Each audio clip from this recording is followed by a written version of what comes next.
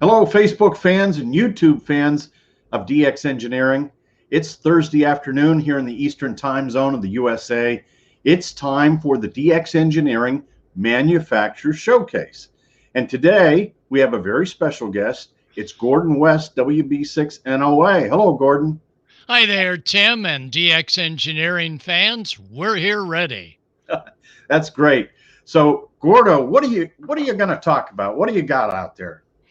Well, I thought I would bring all of our viewers up to date on the latest of what's happening with ham radio training materials and a little look at the past to see how far we've come, Tim. Yeah, that sounds great. Go ahead and kick it off, Gordo. All right. Well, radio is over 150 years old. And in 1912, the Radio Act of 1912 much formalized how we use our radios because we lost some radio transmissions around that time by being received and responded to. And for those of you that know CW, and I know many of you do, you remember this call.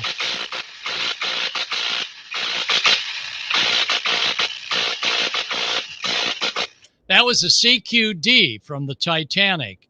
And of course, they didn't have rules saying that the radio operators had to be on duty. So it went over the heads of some of the nearby vessels.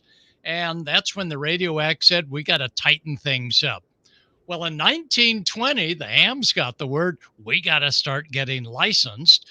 And they started off ham radio with 3 levels of licensing.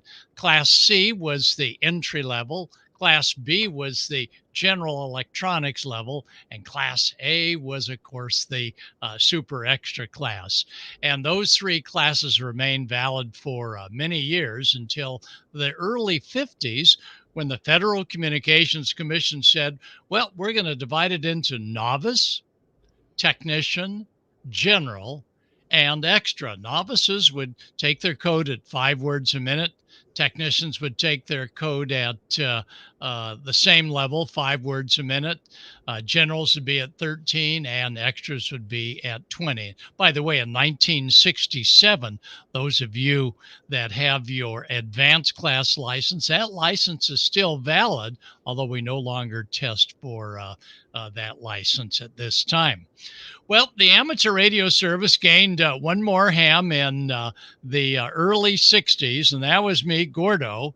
And for those of you that wonder, gosh, I wonder when we got into ham radio and call signs and things like that, the Radio Amateur Call Book, of course, is one that has such a great listing. And the archive call books come from we call him Pete the Greet, and I know Tim knows him. Pete the Greet is the amateur radio call sign historian, and if ever you want to look up an old call sign, you go to 12, TWELVE, 3 letters VDC, like 12 volts DC at AOL.com, and Tim can look up any really old call signs for you. In 1958, of course, Tim and I were there some of us were on the air back in 58. That was the peak of all of the solar cycles we've ever had. We've never had one as great as 1958.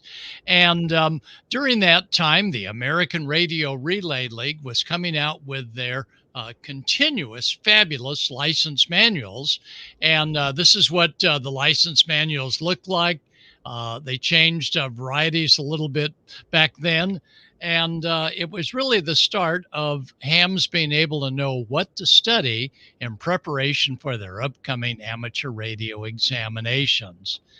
In 1979, during those of us coming out with license manuals, they decided worldwide, except for the USA, to drop the CW. Oh my gosh, drop the Morse code, but got to have the code. Well, they weren't dropping the code off the air. They were eliminating worldwide the CW requirements for getting the entry-level novice class license or any license above 30 megahertz.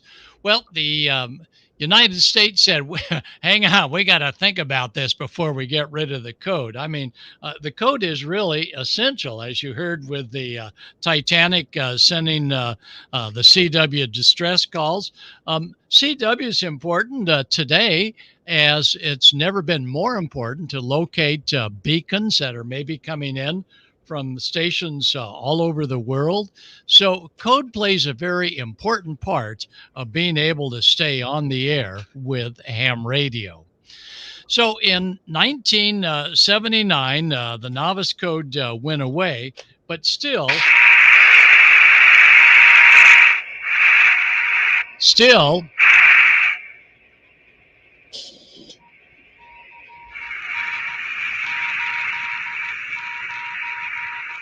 beacons out there are very important to be able to tune into and see how band conditions are happening on different bands. And by the way, we continue today, even though there's not a code test, we continue today to give our students a little bit of practice. And this is nothing more than a clothespin and a little sun alert. And we show the students the proper ham position off of a simple little thing like that. Yeah, I know I've got a J38 and we got paddles as well, but they're not as worried when they assemble their own code key. But you know, hey, Tim, the kids get their thumb on the keyer. And I go, no, you don't do code that way. And the kids looked at me and they go, wow, you're really old fashioned. We do everything on our cell phones and our tablets with our thumbs. So for those of you that are teaching ham radio classes and you've got CW keyers, don't be surprised to see that the kids will go ahead and start pounding CW with their thumbs. Well, in 1979, while they did away with the code throughout the world, the code tests, it was not until 1991 that the USA decided to allow CW to be dropped for those wishing to be able to operate as a technician class operator. And that began the era of the called technician no code license. And the hams were just petrified. They go, oh my God, you're not teaching new hams CW? We got to have CW because, you know, CW, for those that have hard of hearing capabilities, we can even do it via light. Hey, Tim, take a look at this. Here's CQ on light.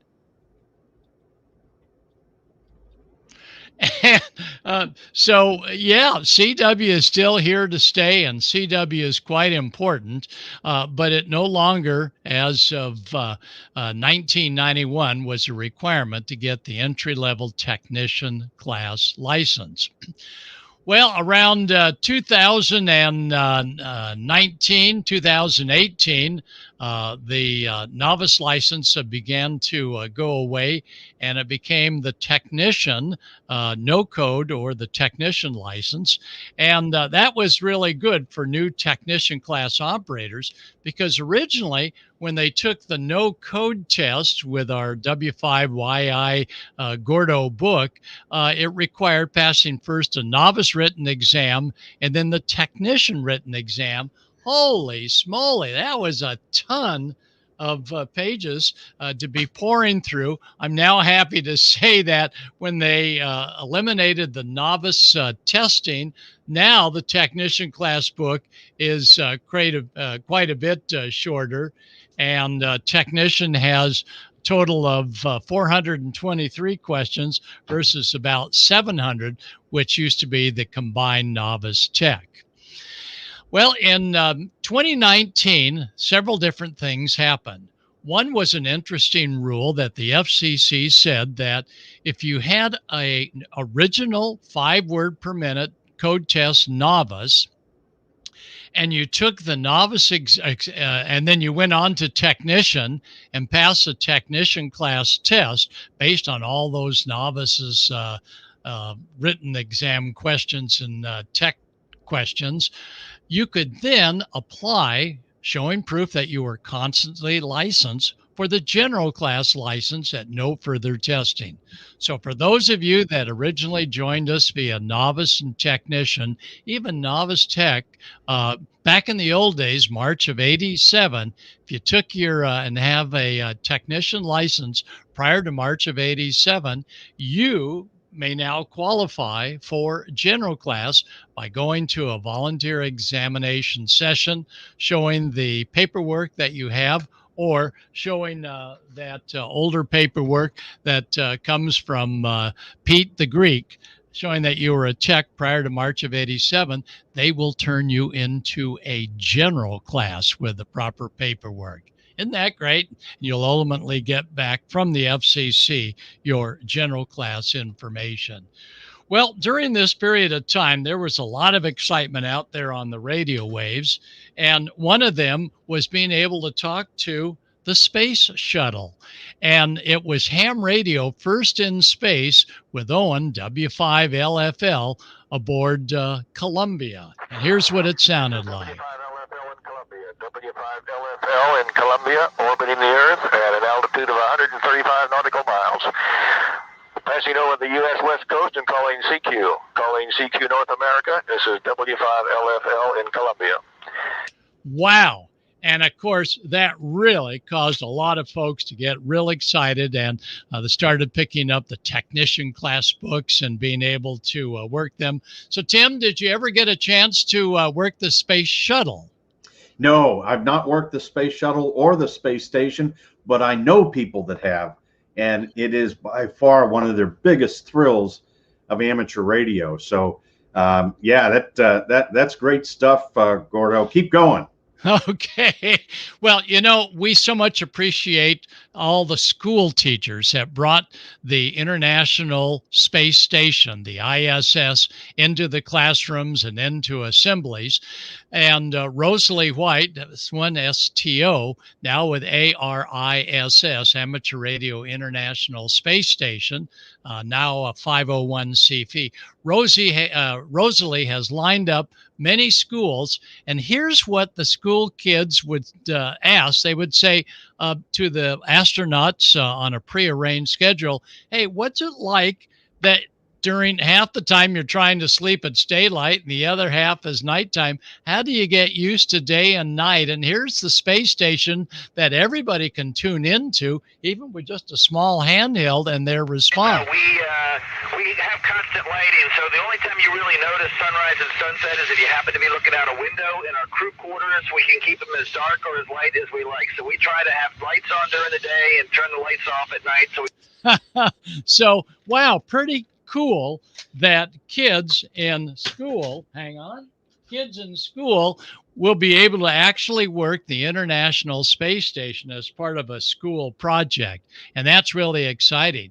Now, for the rest of us out of school, most recently, the new Kenwood equipment up there at the space station has been turned into a crossband repeater.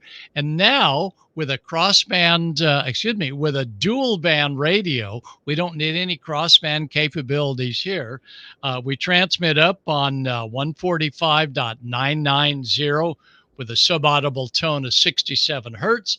We receive on 437-800, and here's what crossband repeater sounds like on a little ICOM handheld. Victor Alpha 6, Romeo Charlie November Portable, Delta Oscar 22. W Alpha 6, is it coming in? Victor Alpha 6, Romeo Charlie November Portable, Delta Oscar 22. And did you hear the chunk? Yeah, that's the crossband repeater. So pretty neat that now we can listen to the International Space Station as it's passing over. Well, what's happening these days with licensing and testing and so on? I understand that all of the training materials are going to go out of date next year. No, they aren't. The league's materials, my materials, and all of the great books and audio courses, as well as computer courses. Only thing changing next year is technician class. And not to worry, the technician class change, hang on, the technician class change is just going to affect technician class only. So if you have the technician class book, you still have until July 1st of next year to be able to take the test based on those questions. Well, who makes up the questions? Well, it's made up of a group of volunteer hams, including members of the American Radio Relay League, as well as other experts. And I even will put in some of the questions as well. And the entry level technician class license, 423 total questions, 35 on the test. Yeah, they can miss up to 9. The questions come into a national conference of volunteer examiner coordinators. Whew, what a word.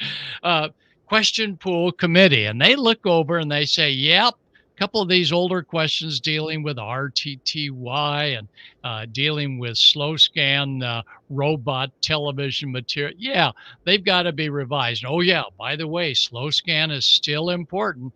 International Space Station, both the Russian module as well as the USA module, regularly sends down fabulous color slow scan television pictures. Yeah, so it's still a big deal, slow scan, but not like the old days of the old robot receivers.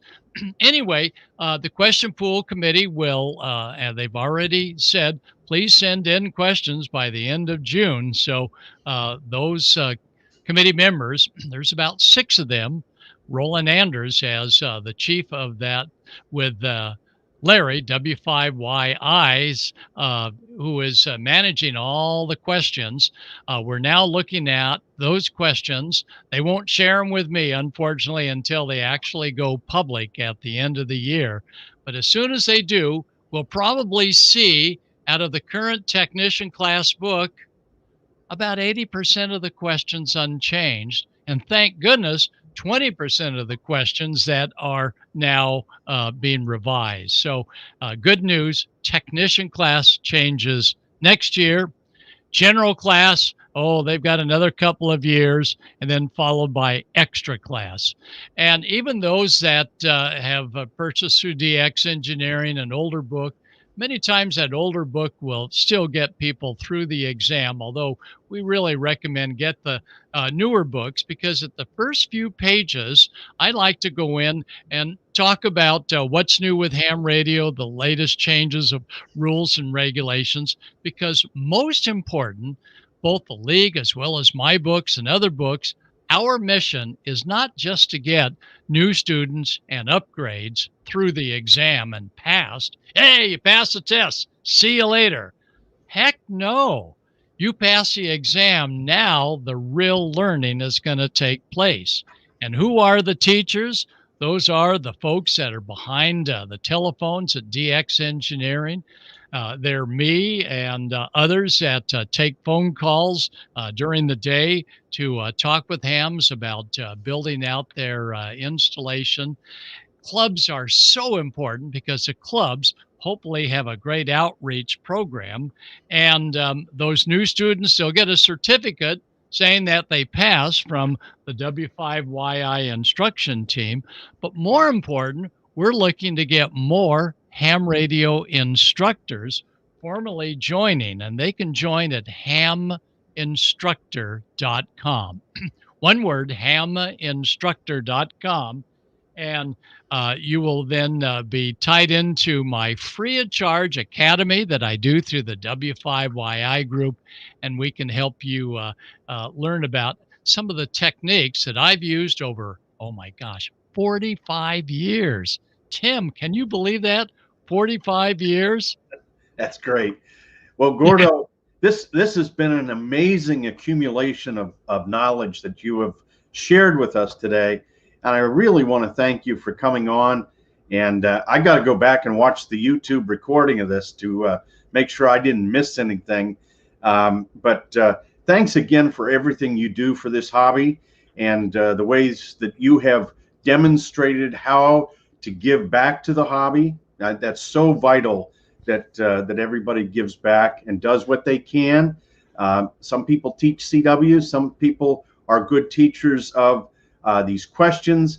Some people can build antennas and show others how to do that. So it is amazing to keep the hobby alive and vibrant. But Gordo, I want to thank you for coming on today. Well, thank you so much, Tim. And by the way, for those of you that would want to be able to score the free audio outtakes for technician, general, and extra of all the sound effects, such as this one right here. Yeah, the best part of ham radio, Gordon, is the people that you meet in the hobby. There is no other satisfaction like meeting new people and making new friends that I can think of over.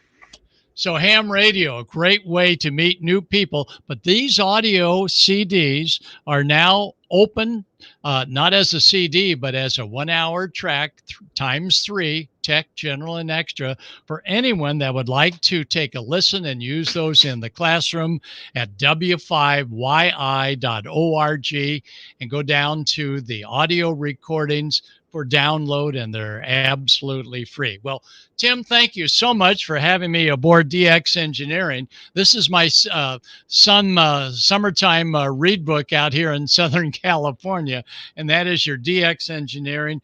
And my hat is off to all the DX Engineering team members on the phone that not just sell equipment, but guide hams and say, no, you don't want to do, you want to get this, and making sure that if they're getting a PL259 on the end of coax, they've got the adapter for an SMA. The new ham wouldn't know that, but your DX Engineering crew does, and they'll remind them. So Gordo, WB6NOA, along with Larry at the W5YI group. Tim, thank you so much for having me on board. Thank you, Gordo, and we'll have you on again down the road. And everybody, please check onallbands.com. Onallbands.com, that's the DX Engineering blog. Click on the events calendar. You'll see all the social media shows that we do. And tomorrow at 4 o'clock Eastern time, that's 20 Zulu, it's another special edition of the weekend special. And we've got a great special guest tomorrow. So tune in tomorrow. Until then, if we can help you here at DX Engineering, give us a holler and get on the air. 73 from WB6NOA and DX Engineering.